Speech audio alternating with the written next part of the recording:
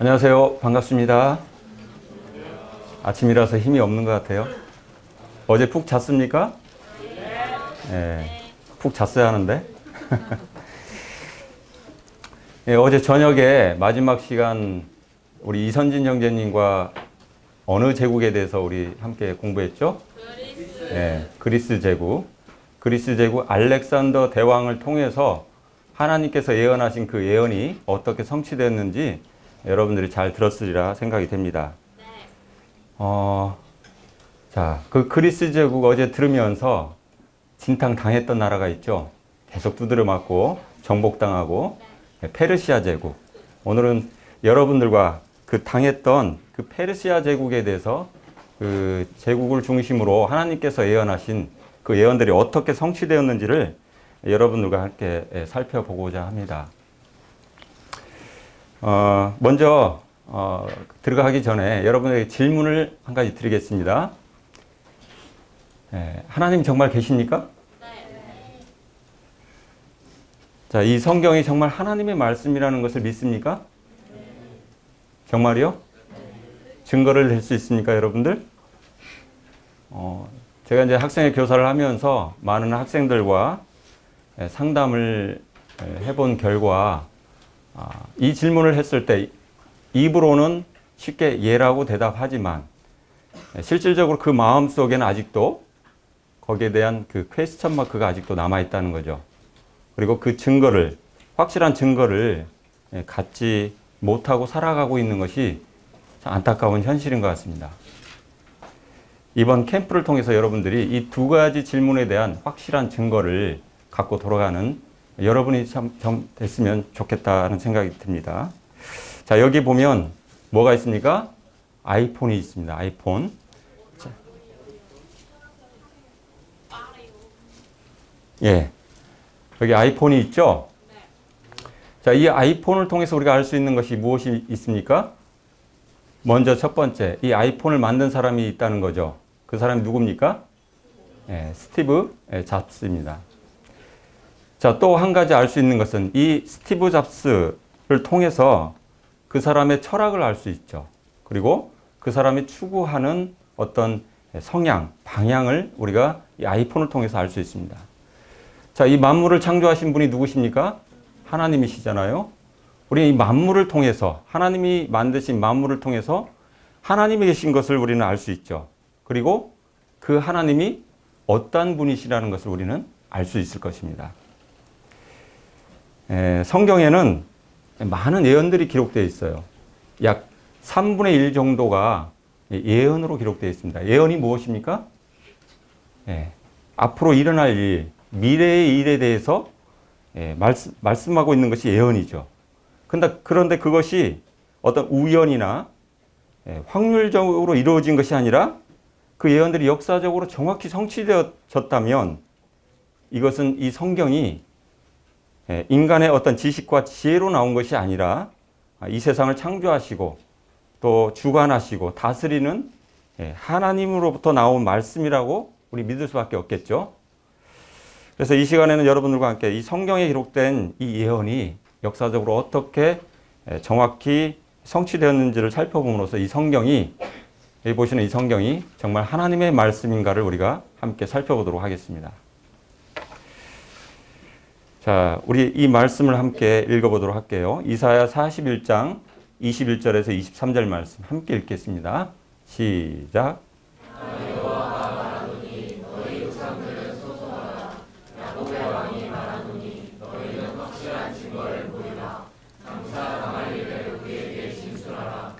또 이전 일에 어떠한 것도 알게 하라. 우리가 마음에 두고 결말을 알아보리라. 혹 앞으로 올 일을 듣게 하며 뒤에 올 일을 알게 하라. 너희가 신들인 줄 우리가 알리라. 또 복을 내리든지 재난을 내리든지 하라. 우리가 함께 보고 놀라리라. 자, 하나님의 백성은 누구를 섬기는 백성입니까? 하나님을 섬기는 백성이죠. 근데 이스라엘 백성들은 하나님이 아닌 하나님 이외의 다른 신들을 자주 섬김으로써 하나님께 경고를 받고 또 질타를 받았죠. 자, 하나님이 아닌 것을 하나님처럼 섬기는 것을 무엇이라고 합니까? 우상숭배라고 하죠. 이 우상 숭배하는 이스라엘 백성들을 향해서 너희가 섬기는 그 신들이 정말 참신인지 한번 뭘 해보자고 지금 하나님께서 제안하냐면 법정 재판을 해보자. 이렇게 제안을 하고 있는 것입니다. 자, 우리가 재판에서 이기려면 뭐가 필요합니까? 무엇이 있으면 이길 수 있습니까? 변호사요? 변호사가 있어도 이게 없으면 안 되죠. 확실한 증거. 확실한 증거가 있으면 그 재판에서 이길 수 있을 것입니다. 지금 하나님께서 이스라엘 백성들에게 너희가 섬기는 그 신이 참된 신이라면 무엇을 할 수 있어야 한다. 이렇게 지금 제시를 하고 있는 거예요. 자, 참된 신은 뭘 할 수 있어야 한다? 장차 당할 일을 우리에게 진술할 수 있어야 한다. 장차 당할 일을 우리에게 진술할 수 있어야 한다. 또 앞으로 올 일을 어떻게 해야 한다? 참된 신이라면 듣게 할 수 있어야 한다. 또 참된 신이라면 뒤에 올 일을 어떻게 할 수 있어야 한다?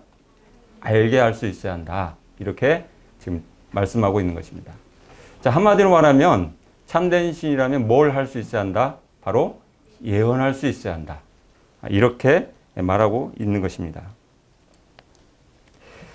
앞으로 올 그 미래의 사건을 그냥 예언만 한다면 그건 아무것도 아니겠죠. 그러나 그 예언한 그 예언을 역사적으로 성취시킬 수 있는 그 신만이 하나님께서 참된 신이라고 지금 말씀하고 있는 것입니다.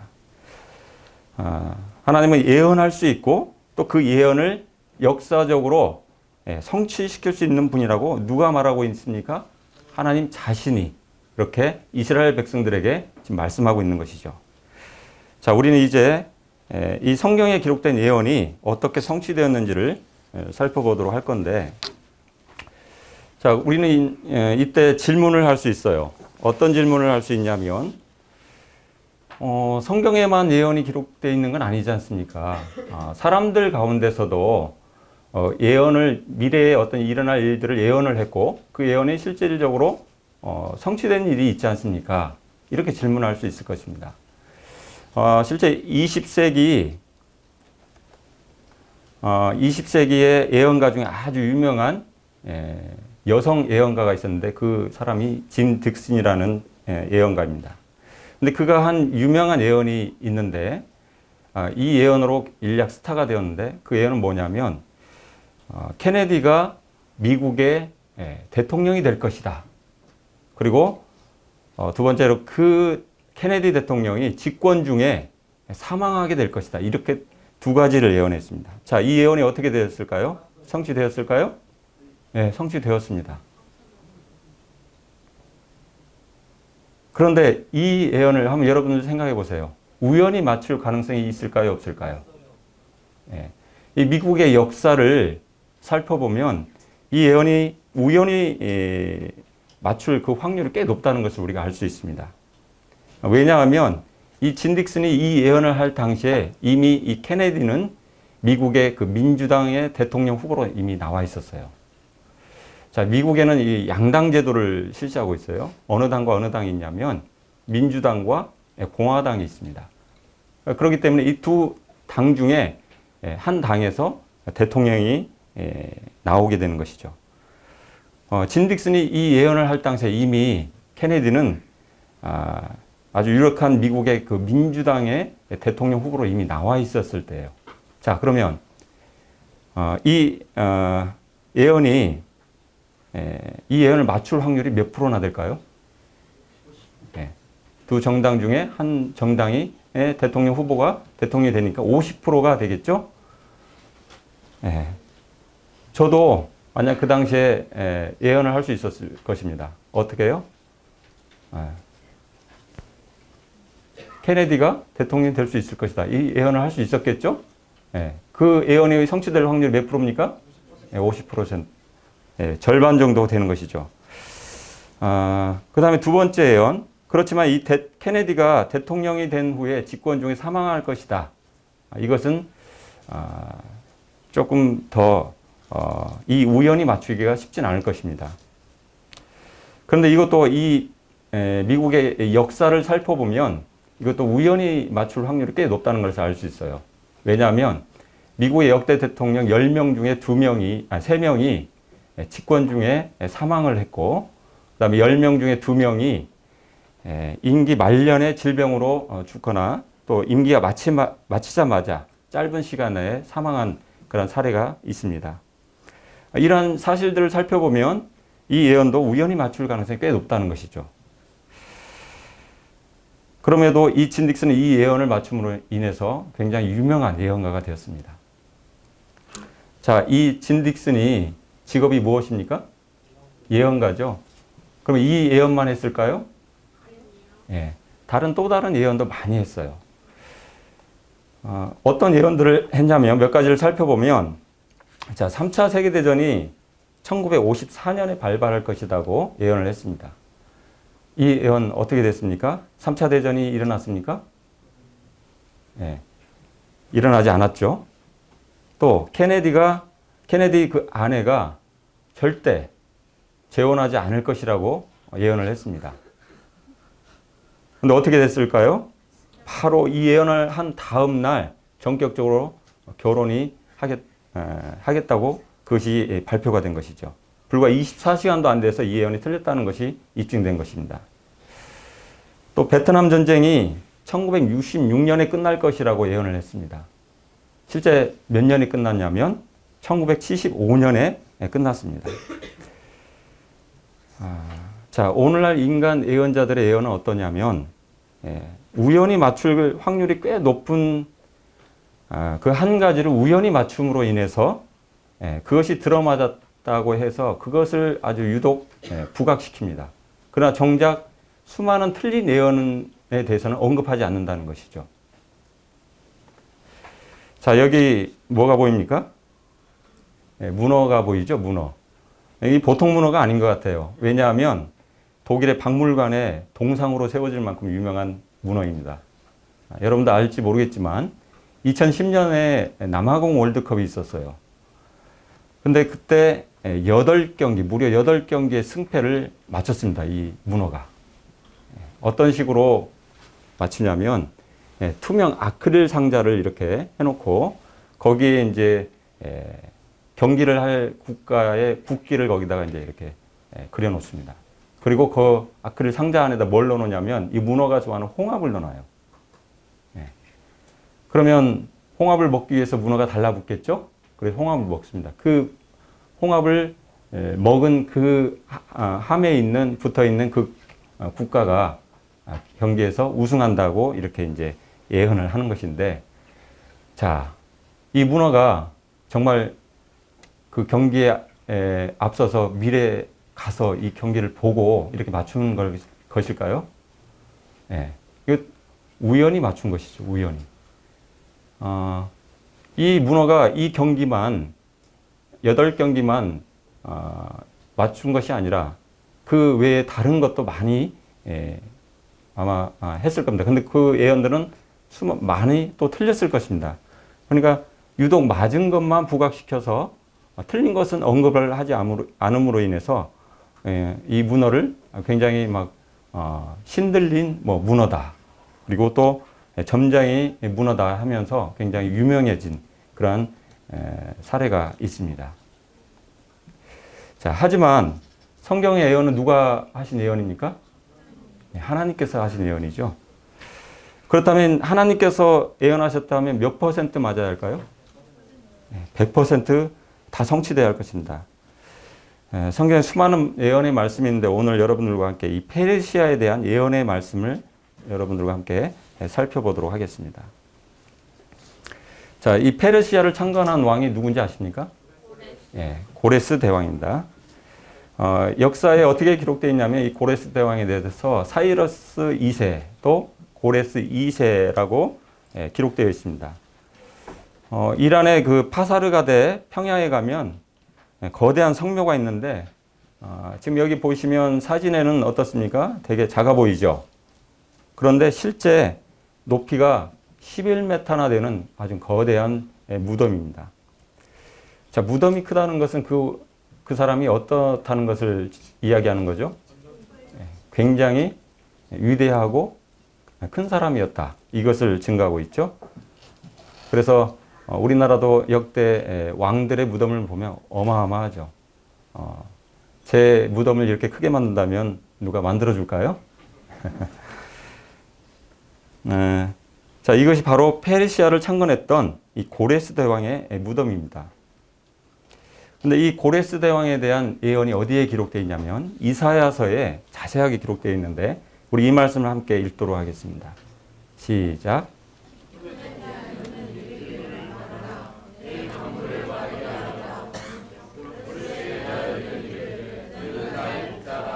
나의 모든 기쁨을 성취하리라 하며 예루살렘에 대하여는 이르기를 중건되리라 하며 성전에 대하여는 이르기를 내 기초가 세움이 되리라 하는 자니라. 자, 이 예언은 이사야가 주전 700년경에 이 예언을 했습니다. 근데 이 하나님께서 여기 보면 이 고레스에 대해서 아주 구체적으로, 이 고레스 대왕에 대해서 구체적으로 예언을 하고 있는데, 근데 놀라운 것이 무엇이냐면, 이 예언을 할 당시에, 이사야가 이 예언을 할 당시에는 고레스는 이미 아직 태어나지도 않은, 존재하지도 않은 인물이었습니다. 실제 이 예언을 한 이후에 한 100년 후에나 태어날 사람이거든요. 그런데,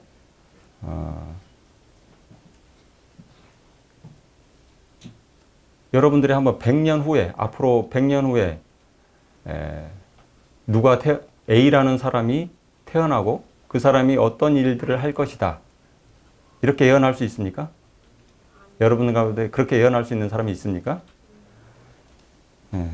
결국 이 예언은 당시 존재하지도 않는 그런 인물에 대해서 그 인물의 뭘 이야기하고 있습니까? 이름을 예언하고 있고 또 그 인물이 어떠한 일들을 할 것인가에 대해서 기록하고 있는 것입니다. 자, 어떠한 일을 할 것인가에 대해서 성경에서 6가지 예언을 하고 있는데 그 첫 번째가 뭐냐면 이 고레스를 통해서 뭘 하겠다고 이야기하냐면 내 강물을 마르게 하겠다.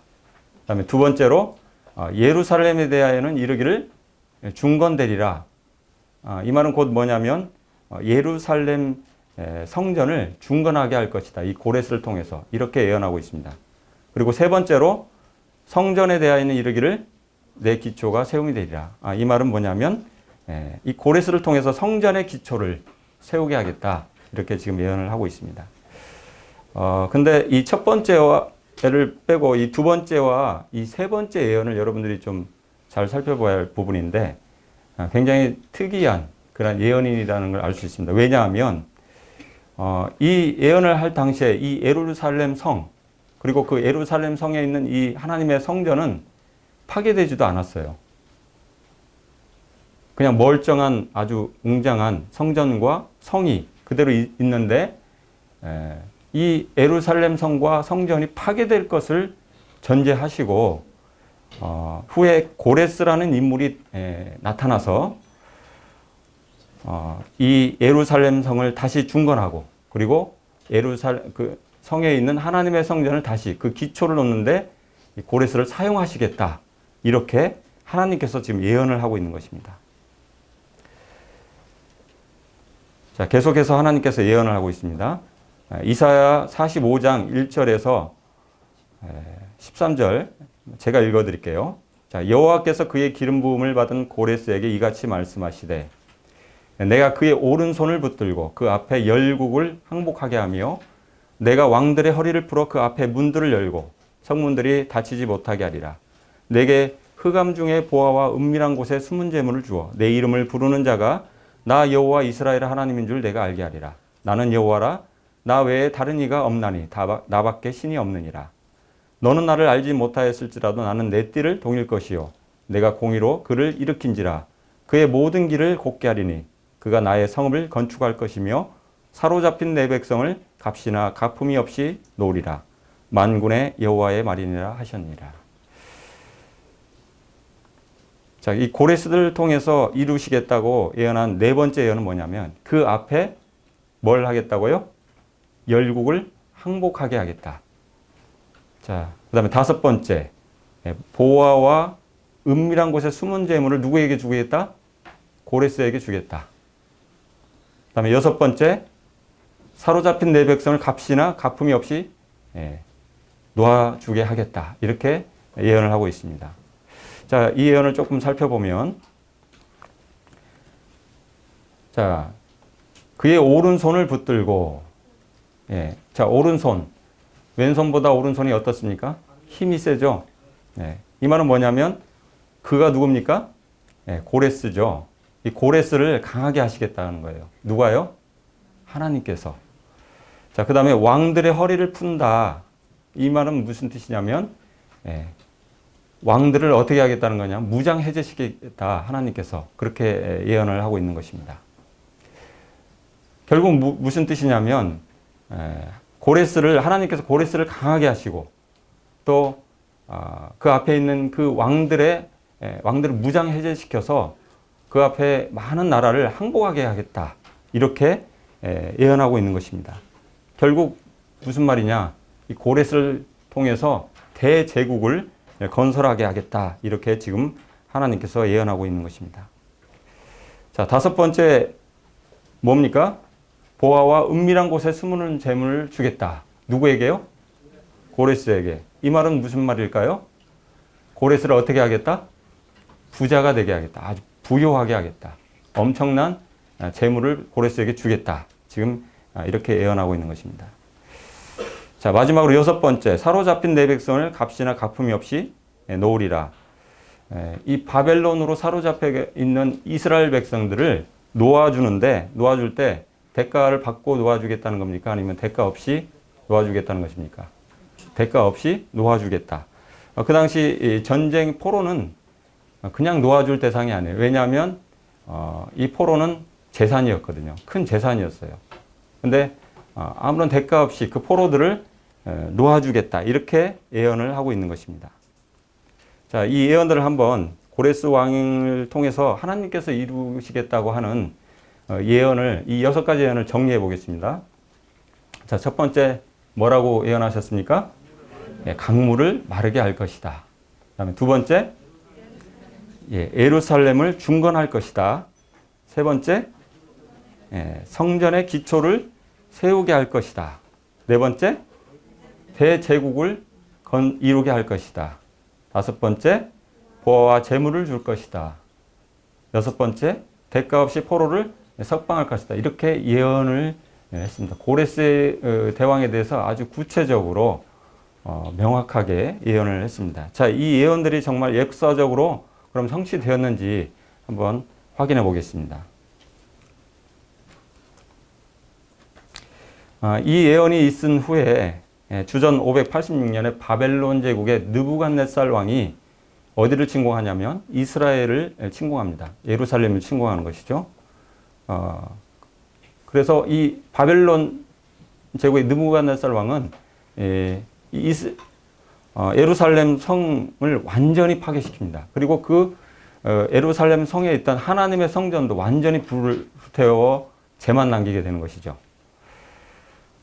그리고 나서 이 느부갓네살 왕은 이 이스라엘 백성들, 유대인들을 어디로 끌고 가냐면, 포로로 끌고 가냐면 바벨론으로 포로로 끌고 갑니다.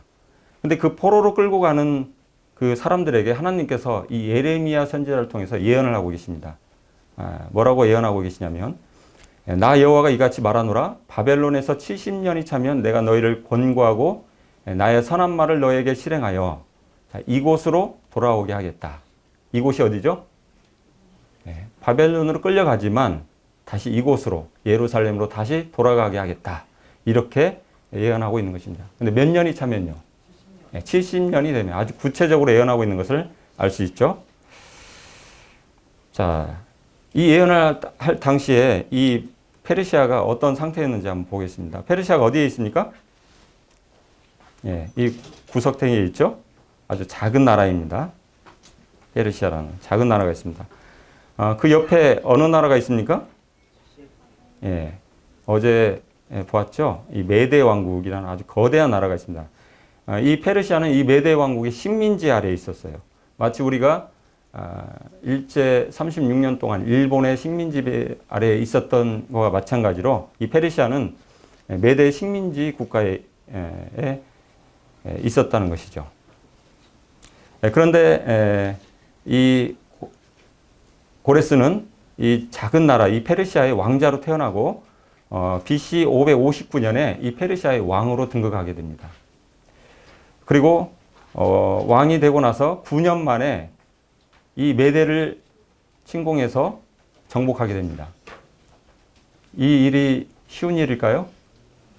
마치 이것은 뭐냐면 우리가 일제 식민지 시대 때 일본을 우리가 점령해버린 것과 마찬가지죠. 이건 거의 불가능한 일이죠. 근데 하나님께서 그렇게 하신 것입니다. 그리고 약 4년이 지난 뒤에 옆에 있던 이 리디아 왕국까지도 정복을 하게 됩니다.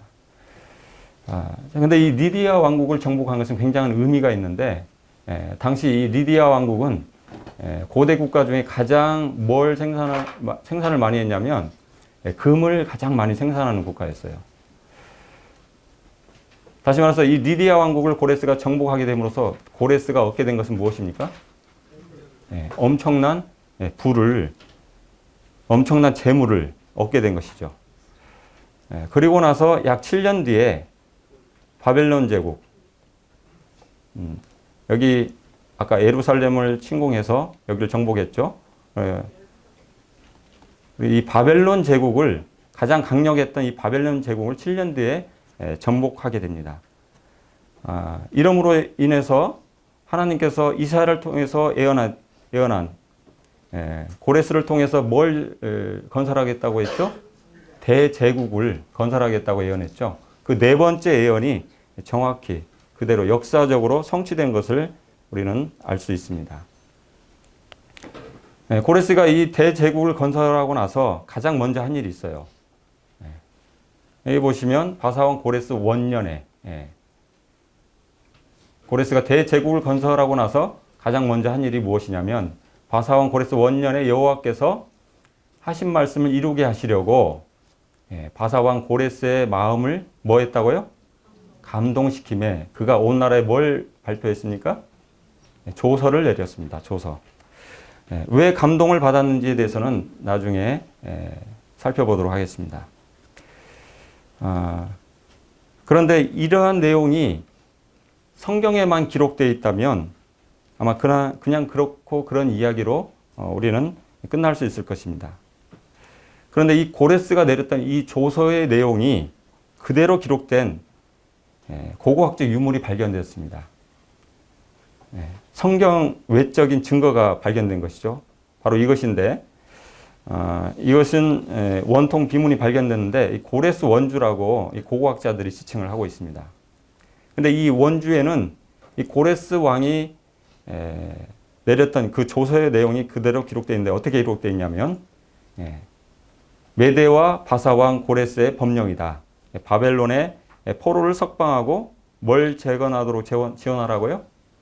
성전 재건을 지원하라고, 이런 내용이 그대로 기록되어 있습니다. 이 유물은 1879년에 바벨론 니느웨에서 호르무즈 라삼이라고 하는 이 고고학자에 의해서 발견된 것입니다.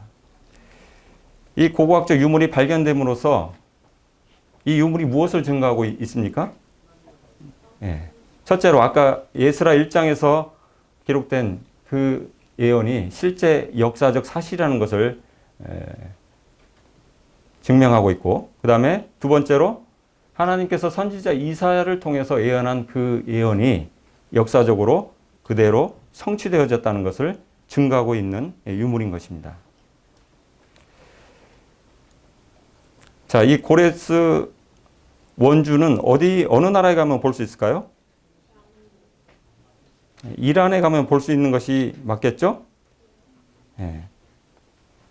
근데 영국 사람들이 이것을 빼앗아다가 어디다 갖다 놨냐면 영국으로 갖다 놨어요. 그래서 이 고레스 원주를 여러분들이 보고 싶다면 어딜 가야 합니까? 영국의 대형박물관을 가야 합니다. 이번에 우리 김종만 형제님이 그 대형박물관을 가서 이 고레스 원주를 직접 보고 감동을 받고 오셨어요.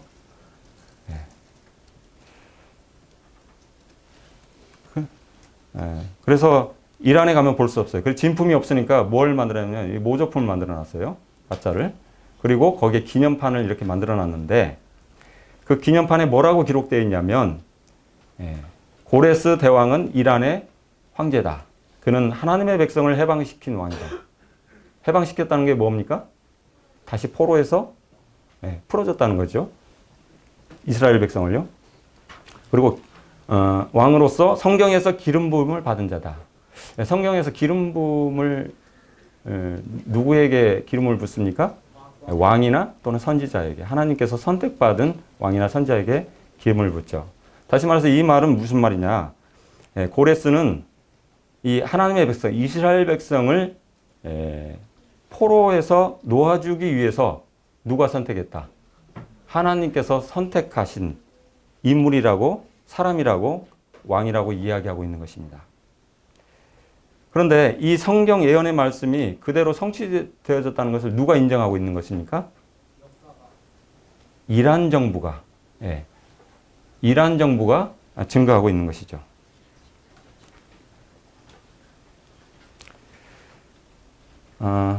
자, 이 요세푸스라는 아주 역사가 중에 유명한 역사가가 있는데, 역사가는 각종 고대 문헌들을 연구하고 또 많은 자료들을 수집해서 그것을 토대로 인해서 역사를 밝혀내는 것이 역사가죠. 그 역사가 요세푸스가 있는데 그 책 고대사에 이렇게 기록되어 있습니다. 그러니까 이 이사야의 예언은 성전이 함락되기 140년 전에 행한 예언이었다. 이에 고레스는 이 예언을 읽고 하나님의 능력에 감탄하지 않을 수 없었다. 그는 이 예언을 성취시켜야겠다는 진지한 열정에 불타게 되었다. 따라서 고레스는 바벨론에 있는 유대인들 중 유력 인사들을 불러 이같이 말했다. 내가 그대 백성들을 고국으로 돌려보내 예루살렘과 하나님의 성전을 재건하도록 해주겠소. 내가 이 일에 그대들을 돕도록 하겠소. 자, 여기 하나님의 능력에 누가 감탄했다고요? 고레스가 감탄을 했습니다. 뭘 읽고요? 이 예언이 뭡니까? 이사야의 예언이죠. 이 예언을 읽고 고레스가 감탄을 했대요. 자, 이 고레스가 이 바벨론을 정복했을 때, 정복해서 이제 바벨론 성으로 입성을 합니다. 그 입성을 했을 때 이 고레스 대왕을 영접했던 인물이 있습니다. 그게 누굴까요? 이미 앞서서 이 바벨론의 포로로 끌려와 있던 인물이 있습니다.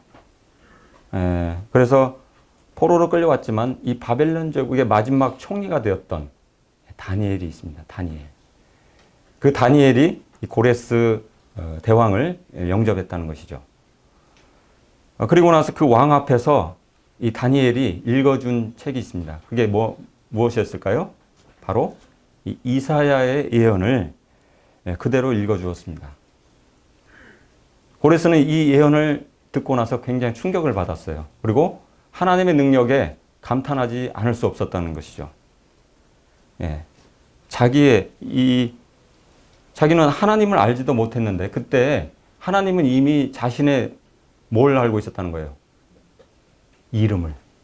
고레스라는 이 이름을 140년 전에 이미 기록을 해놓았고, 그리고 또 자기가 어떤 일을 할 것인지에 대해서 아주 구체적으로 예언한 것을 읽게 된 것이죠. 그리고 그것이 그대로 이루어졌다는 것을 알게 된 것입니다. 고레스는 이 예언을 듣는 순간 감탄하지 않을 수 없었다는 것이죠. 그리고 나서 고레스는 어떠한 마음이 품었습니까? 이 예언을 어떻게 하겠다고요? 성취시켜야겠다는 어떠한 열정? 진지한 열정을 갖게 된 것입니다.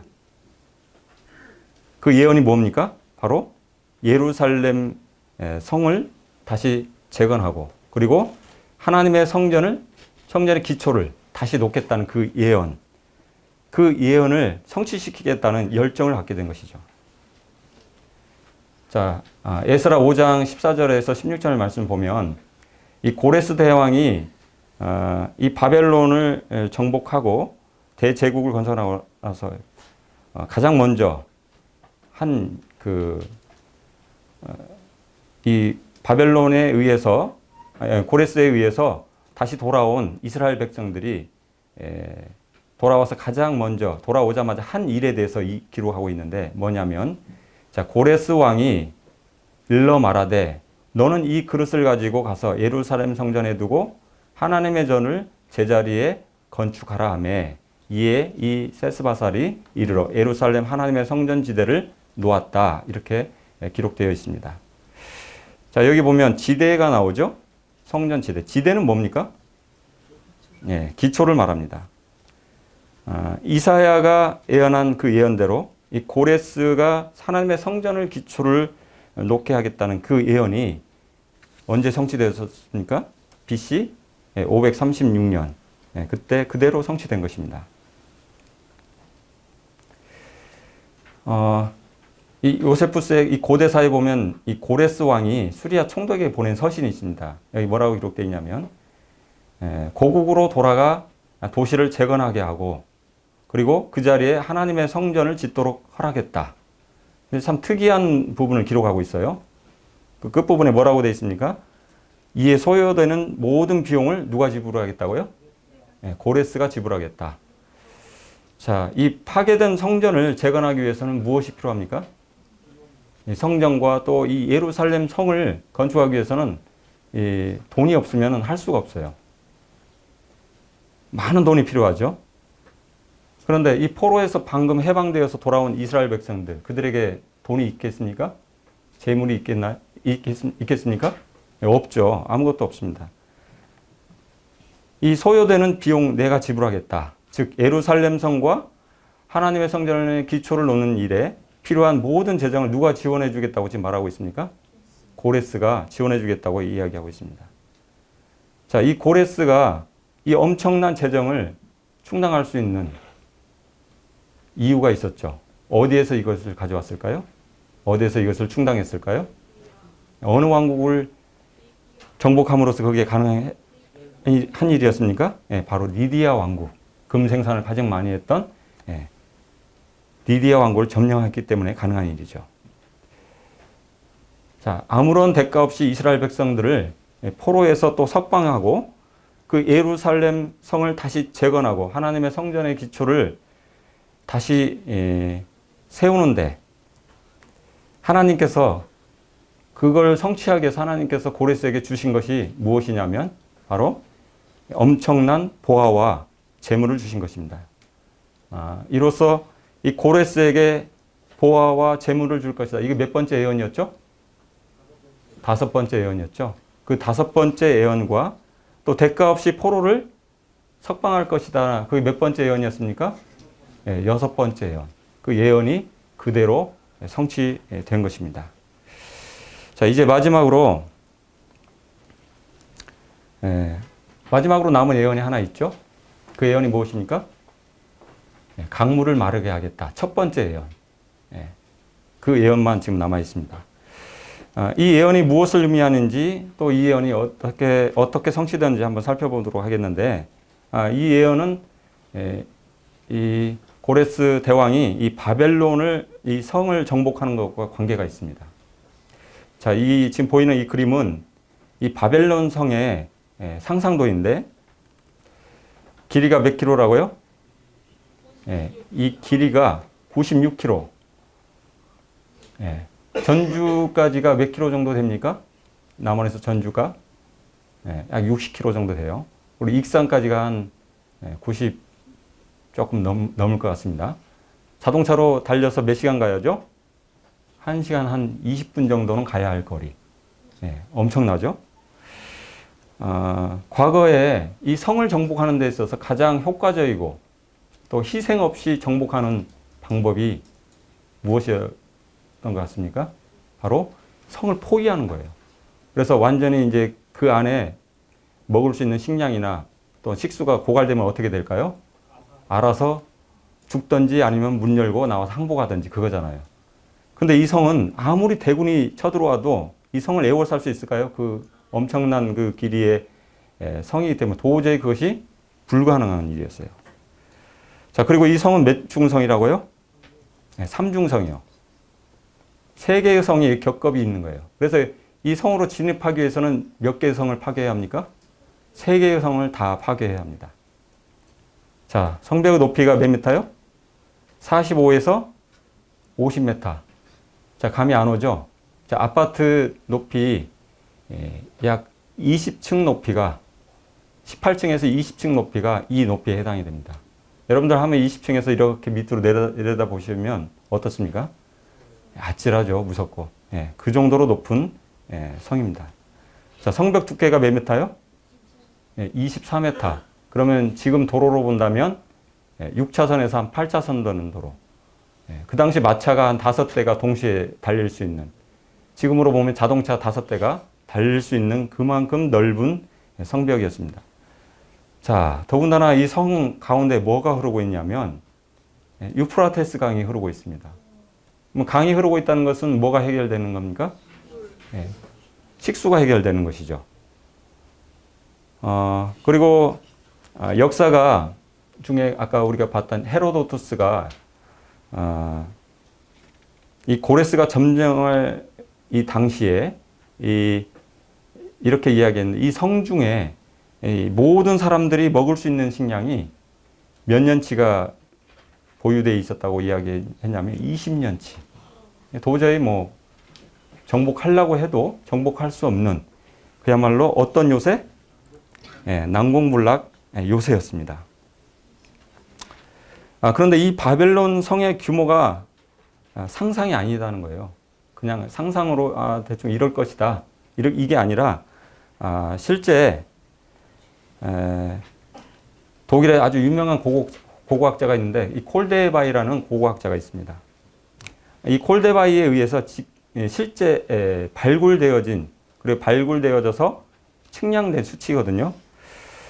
이 바벨론 제국에 대해서는 역사적으로 남아 있었지만 실제 어디에 위치하고 있는지는 그 성을 찾을 수가 없었어요.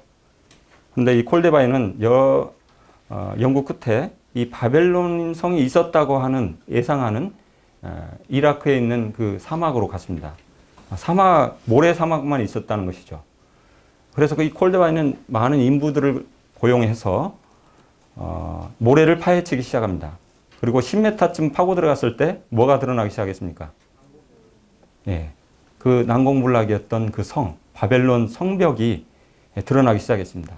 그리고 그 성벽에 덮고 있는 그 모래를 전부 파헤친 다음에 그 성벽의 규모를 실질적으로 측정해 보니까 아까 그러한 수치가 나온 것입니다. 근데 콜데바이는 참 재밌는데, 이 사람들은 대부분 다 뭐냐면 이것을 자기 나라로 가지고 가고 싶은 그런 욕망이 있는가 봐요. 거기다 그냥 놓고 그렇게 해야 하는데 그걸 가지고 가고 싶은 욕망이 있습니다. 그래서 이 벽돌 하나하나에 1년 번호를 매겨요. 1년 번호를 매겨서 그걸 어디로 가지고 갑니까? 자기의 고국인 독일로 가지고 갑니다. 그리고 그것을 전부 운반해 가지고 그 성의 일부를 이제 가지고 가서 축소 복원을 했는데, 그것이 바로 이 독일의 페르가몬 박물관에 있는 아주 아름다운 이슈타르 문이 바로 그 성벽의 일부가 지금도 실제 전시되어 있습니다. 자, 그러면 고레스 왕은 아무리 대군을 끌고 와서 점령을 하려고 해도 도저히 정복할 수 없는 이 성을 어떻게 정복했을까? 이 페르시아 군대가 이 바벨론 성을 점령하기 위해서 도착했을 때, 이 바벨론 지역은 10월이었습니다. 가장 비가 적게 내리는 10월경이었는데, 따라서 이 성내로 흐르는 유프라테스 강의 수위가 어떠했습니까? 가장 수위가 낮은 때였어요. 그래서 이 고레스는 병사들 가운데 이 주력 부대를 이 강이 흐르는 성문 양쪽에 미리 대기시켜 놓고, 그 다음에 그 병사들 일부를 데리고 어디로 갔겠습니까? 강 상류로 간 거예요. 강 상류로 가서 그 물줄기를, 유프라테스 강의 그 물줄기를 다른 데로 돌려버린 거예요.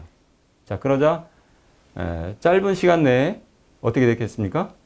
강물이 마르고 수위가 이렇게 낮아진 것이죠. 그래서 강바닥에 이제 드러나게 된 거예요. 그때 미리 거기에 잠복해 있던 이 주력 부대들이 바로 이 마른 강바닥을 걸어서 이 성내로 진입하게 되는 것입니다. 그렇게 해서 이 바벨론 성을 정복하게 된 것이죠. 자, 성경 이사야 44장 27절에서 28절에 보면 뭐라고 고레스 대왕에 대해서 언급했습니까? 바로 기품에 대하여는 이르기를 마르라. 내 강문을 어떻게 하겠다고요? 마르게 하리라. 아까 몇 번째 예언이죠? 첫 번째 예언. 그 첫 번째 예언이 말씀 그대로 성취된 것을 우리는 알 수 있습니다. 이 헤로도토스의 이 페르시아 전쟁사에는 이렇게 기록되어 있습니다. 고레스는 유프라테스 강줄기를 돌려서 마르게 한 후 성을 진입하여 바벨론 성을 함락시켰다. 이렇게 기록하고 있습니다. 하나님께서 예언한 첫 번째 예언이 그대로 성취된 것입니다. 자, 우리는 이렇게 하나님께서 이사야 선지자를 통해서 예언한 6가지 예언을 그리고 그 예언이 그대로 문자 그대로 역사적으로 성취되었다는 것을 우리는 살펴보았습니다.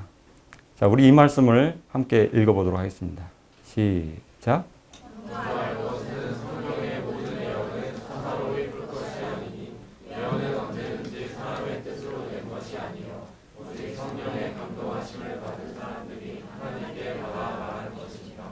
베드로후서 1장 20절에서 21절 말씀인데, 자, 이 성경의 모든 예언은 선지자들이 누구에게 받아 말한 것이라고 말씀하고 있습니까?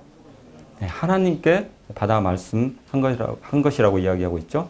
자, 그렇기 때문에 이 성경은 실제로 누구의 말씀입니까? 누가 하신 말씀이죠? 하나님께서 하신 말씀이죠. 만약 성경의 예언 중 단 하나라도 틀렸다는 것이 역사적으로 증명된다면 아마 우리는 이 성경을 하나님의 말씀이라고 정말 믿기 어려울 것입니다. 그러나 성경의 예언이 역사적으로 그대로 성취된다면 이 성경의 하나님의 말씀을 우리는 믿을 수밖에 없고 또 이 하나님께서 이 세상을 창조하시고 또 주관하시고 다스리시는 분이라는 것을 우리는 인정할 수밖에 없을 것입니다. 자, 하나님은 모든 사람이 이 성경 예언을 통해서 하나님이 정말 참된 신이라는 것을 우리가 알고 믿기를 원하십니다. 자, 우리가 하늘에 있는 이 별들을 더 많이 또 더 자세히 보기 위해서 뭐가 필요합니까? 망원경이 필요하죠. 자, 그리고 세포의 구조를 우리가 살피려면 뭐가 필요합니까? 현미경이 필요하죠. 우리가 하나님을 알고 싶고 하나님이 정말 계신가 알고 싶다면 우리는 무엇을 통해서 알 수 있습니까? 성경을 통해서 우리는 알 수 있을 것입니다. 성경만이 우리를 구원으로 인도하는 유일한 진리의 말씀이요 하나님의 살아있는 말씀이라는 것을 우리는 알 수 있습니다. 이번 창조과학 스쿨에 참여한 모든 우리 학생들이 아까 선생님이 서두에 질문했던 하나님이 정말 계십니까? 또 이 성경 말씀이 정말 하나님의 말씀입니까? 자, 이거에 대해서 확실히 이거에 대해서 이 증거들을 통해서 확실히 깨닫고 정말 하나님이 계신 것과 그리고 이 성경이 하나님의 말씀인 것을 확실히 깨닫고 확신의 창 가운데 여러분들 교회로 돌아가시면 하는 바람이 있습니다. 이상 말씀을 마치겠습니다.